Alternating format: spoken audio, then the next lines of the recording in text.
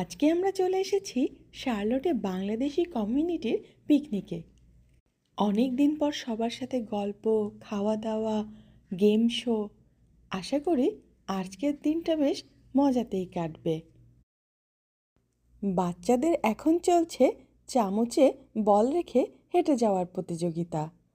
সবাই কিন্তু বেশ সুন্দরভাবে খেলাটা কমপ্লিট করছে।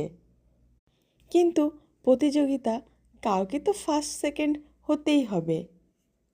আবার ছোটদেরকে কষ্ট দেওয়া যাবে না, তাই সবাইকেই এখন গিফট দেওয়া হচ্ছে। গিফট পেয়ে বাচ্চারা তো ভীষণ খুশি। খেলাধুলার পর এবার আমরা চলে গেলাম খাওয়া দাওয়া করতে। অলরেডি তো দুপুর হয়ে এসেছে।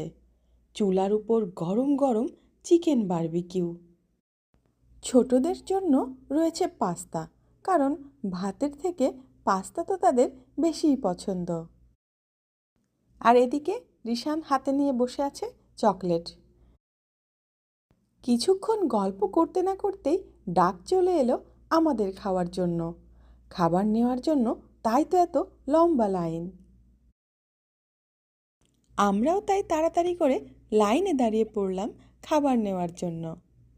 অনেকক্ষণ গল্প, খেলাধুলা শেষে সবাই এবার বেশ ক্ষুধার্ত।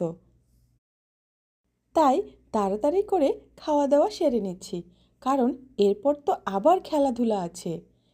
ছেলেদের জন্য মেয়েদের জন্য আছে আলাদা খেলা। মেয়েদের ছিল মিউজিক্যাল পিলো পাসিং, কিন্তু আনফর্চুনেটলি আমি বাদ পড়ে গেছি। আর ছেলেদের হয়েছে দুইটি খেলা, একটা ছিল হাড়ি ভাঙা আর একটি ফুটবল। ফুটবলে আমার হাজবেন্ড রানার্স আপ হওয়াতে মেডেল পেয়েছে। একমাত্র আমিই কোনো গিফট পেলাম না। সবশেষে র্যাফেল ড্র হচ্ছে। যারা র্যাফেল ড্রতে গিফট পেল তারা তো ভীষণ লাকি। আমাদের এক স্যার একজনই তিনটা গিফট পেয়েছে। জিনিয়া কিন্তু পেয়ে গেছে সেই দারুণ একটা প্রাইজ।